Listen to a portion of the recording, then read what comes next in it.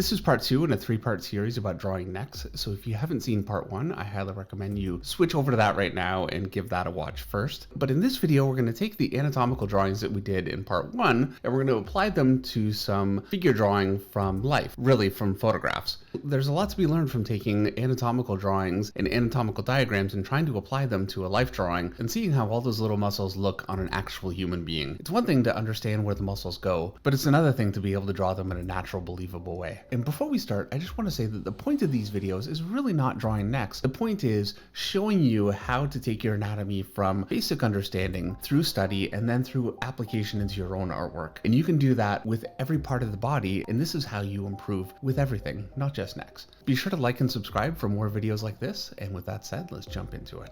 So now I want to move ahead and start drawing some necks from actual photo reference. And so I'm just going to quickly sketch in my head because it's really not the point of what we're doing, but I do want to get the basics of it down just so I can make sure that my angle works properly.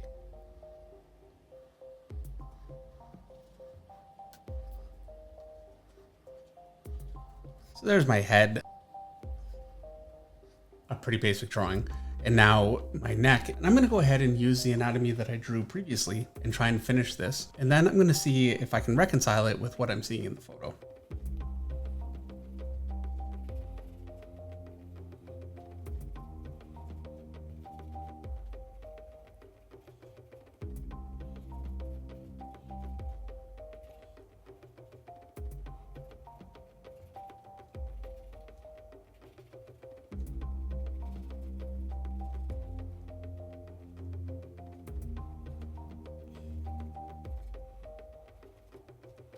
I'm going to lighten this down just like this.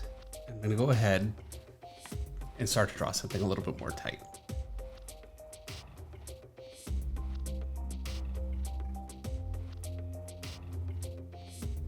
And I'm using the lighting that I have in my photo, which I will provide.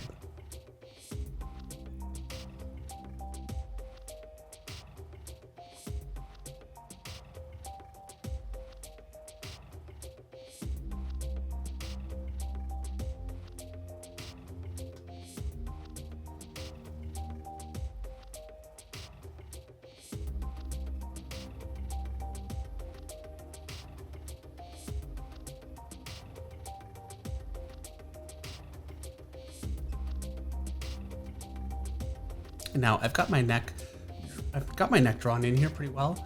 I'm going to go ahead and start to use the shapes that I've drawn in and see if I can make all of the lighting work that I can see in my photo. And it so far it really is.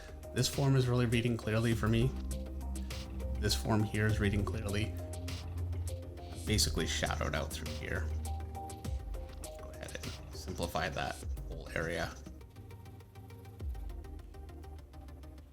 Coming up here, and I can see there's a bit of a break right here. So I'm just going to put that in. And my extra muscle, which I neglected to put in here, goes right here, and you can see it represented here. It's amazing how fast I can forget some of the basic things that I just learned not long ago. On the edge of this muscle here, I've got this shape.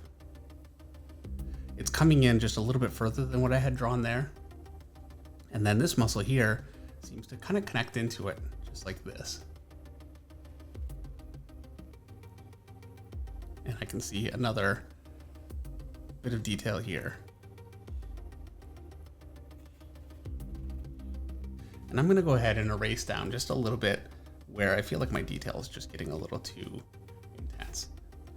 I can only really see up to just about there, and then this connects just a little lower. So just about there. I can see another striation here, which I really didn't have in my anatomical reference.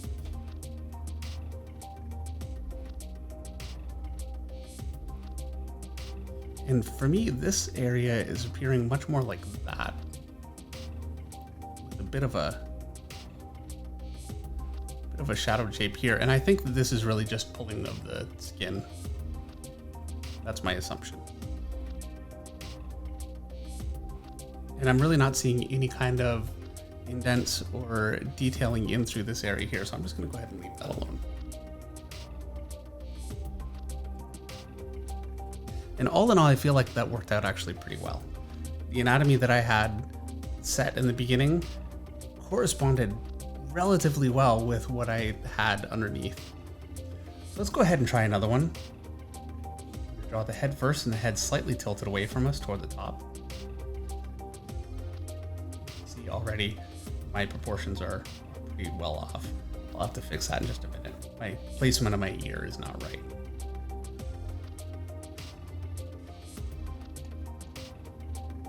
I'm gonna go ahead and adjust the ear just a little bit.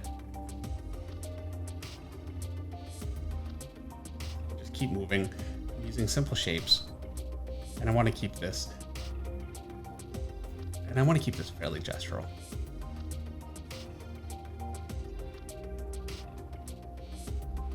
Because we're looking at the head tilted away from us, I can see quite a bit more of the underside of the chin. And that seems like a fairly accurate representation. So from here, I'm going to go ahead and draw in my anatomy based on what I had before.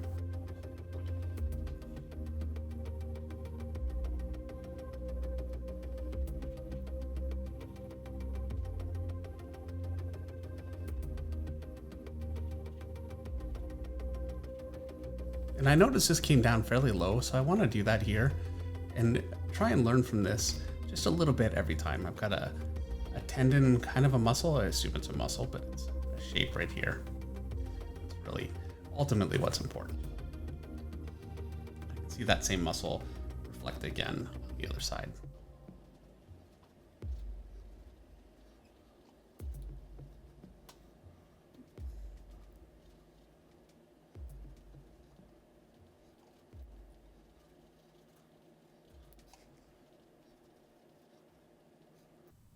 We'll just tighten this up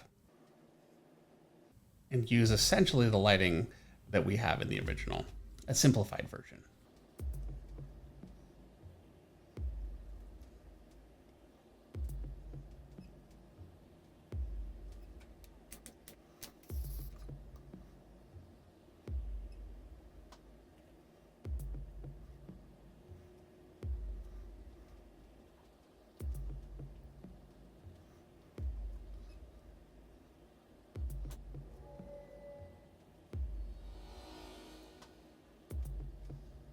And this is going to be just a little bit more difficult because my lighting actually comes from two sources. It comes from the window very strongly, and then from the other side in a bit more of a weak way. But I'm going to try to make that work in as simplified a way as I can.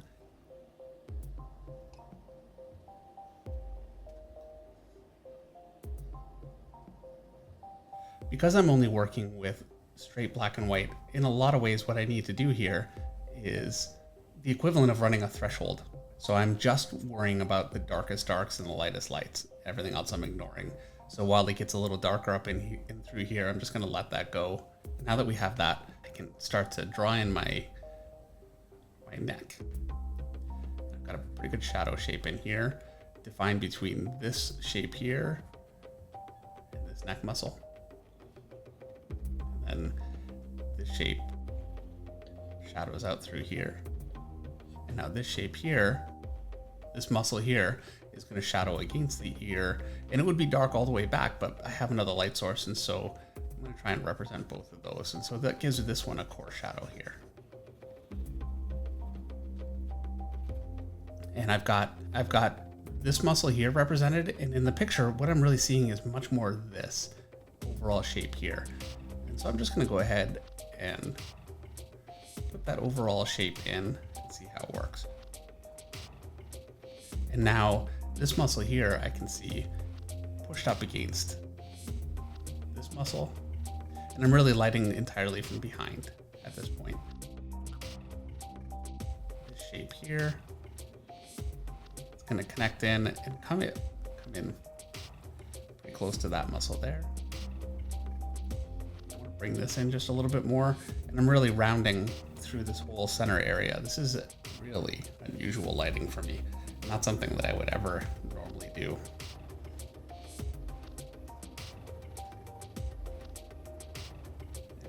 dark up through here too. And I would imagine that's because the secondary light source is coming really more from below, and so it's being shadowed by the deltoid in front of it.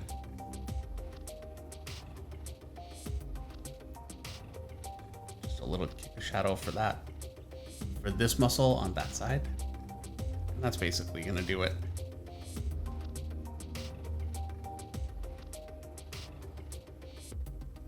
And really, to make this work, I should probably darken the hair.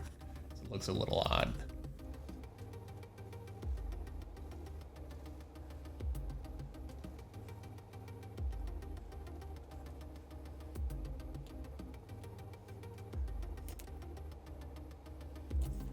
And that's it. I'm dealing with the same basic shapes. I admit this is a much more difficult lighting and probably not ideal for study. Generally speaking, when I'm trying to study something, I really like to stick to more simple single light source lighting, just to eliminate the kind of confusion that can come from trying to interpret lighting like this. But I think there's also a lot to be learned from trying these kinds of experiments and seeing if you can make them work. And so from here, I'm going to move on to a very different example and something that's going to really challenge what we've already learned. This is going to be a figure much more from the front, leaned over and very, very tensed. So I'm just quickly blocking in the general shapes, the eyes, my nose to be just about here, my mouth.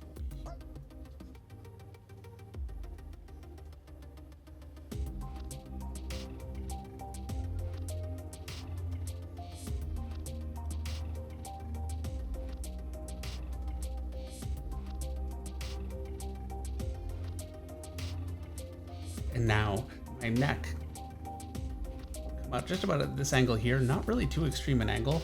My back is going to be connected up. I can see that this side connects just about here and this side connects just about under the ear, so I should be pretty good there. And my clavicle is going to connect like this. And you'll notice it has a really interesting shape. It's not just a flat shape upward.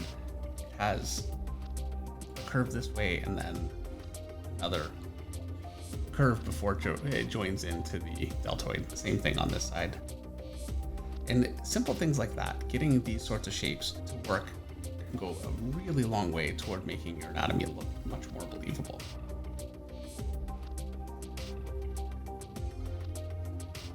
So now that I have that, I'm referencing my original drawings again. I know I've got my long muscles at the front of the neck connecting here and here, and then I've got the secondary muscle that connects into it here, and I've got this muscle connecting up and through the back behind the ear here, and then I've got this muscle here, striation, kind of this muscle here, it's a very small muscle connecting here, and then a couple more long muscles connecting through, just about like that. I've got my Adam's apple just like this. Now on the other side,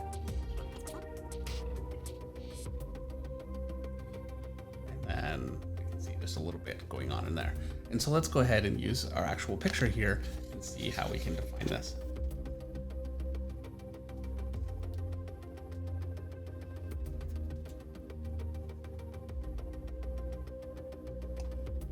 Just in general, these kinds of figure studies from life, from photographs really, but from actual humans, can be a really good way to shore up your understanding of believable lighting. So I really recommend giving it a shot. There are comic artists that do really, really incredible lighting, and I really recommend looking at that because they have a tendency to be able to, because they can simplify lighting in a way that makes it much easier to understand. But once you start getting a bit of a hang of lighting, using actual figure reference can take it really to that next level. And ideally, you don't want to be using reference in such a way that you're forced to use it when you're actually drawing. You want to use it for study. It's something I recommend you do maybe half an hour in the morning, whatever. It's always a very good idea to darken out the inside of the mouth here.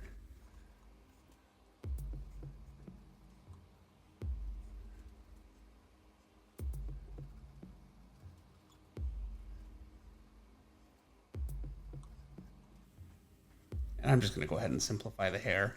Drawing my ear here, it's down just about here.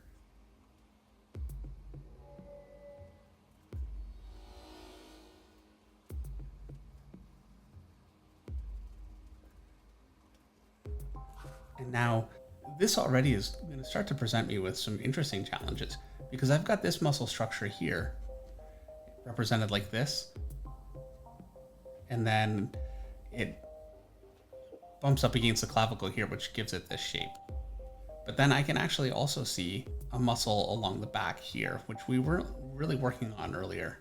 And this is why working at different angles and trying different things is always going to add to the amount of knowledge that you'll get from your studies. And this whole area here seems very, very strange in my picture. So I'm going to shadow out under here, shadow under this nose just a bit here, because this is all dark. But I noticed I had a bit of a striation or something here that broke, and I have a really similar kind of an interesting thing here. I'm seeing it come from here and then come out this way here, and then this whole area just curves underneath, something that I wouldn't really ever do on my own. And I feel like I lost that just a little bit. Let me bring that up here, just about like this.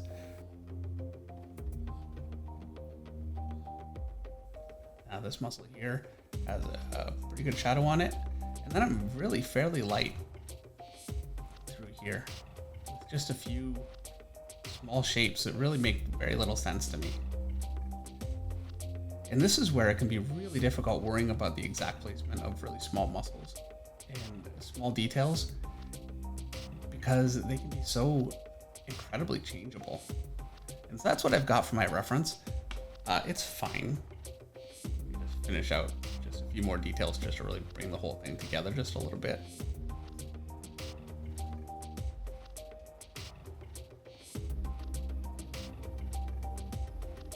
And I think this looks fine, but truthfully, it's not really, this whole area here is really not looking like how I would want to define it. And so I'm going to go ahead and just start to take some license and see what I can get out of what I have underneath. And I can see my drawing underneath here.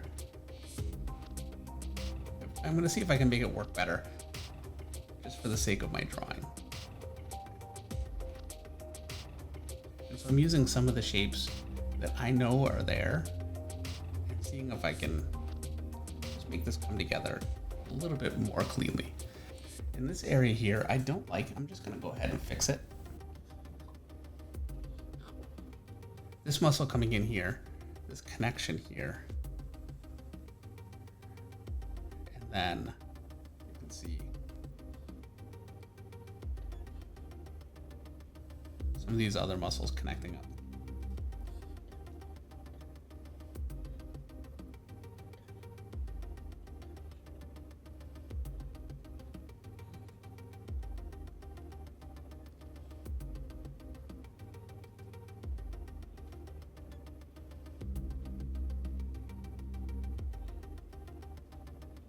And so I totally moved away from what I'm seeing in that picture, but this is going to work for me just a little bit better for something that's repeatable in a comic. And generally speaking, this line here, I don't like, and I'm going to just get rid of that. Just give it a little bit of a indication there. And so you can see, starting with something that really conformed very well to the underlying anatomy, I went on to something that conforms well, but the lighting in the picture made things really difficult to understand in some places, especially in through here and here. And I had to use a little bit of interpretation to try to make it all work. This one here, the lighting really contradicted what I understand of how the neck anatomy works. While I could have left it looking very photographic and it would have been fine, I wanted it to really conform more to what I understand from a comic book. So it's something that I could use going forward. I hope that makes sense. All right, that covers it for this video. In part 3, we'll finally take everything that we've learned so far and apply it to our own artwork, which should be a little bit more fun. Thank you so much for watching. I'll see you in the next one.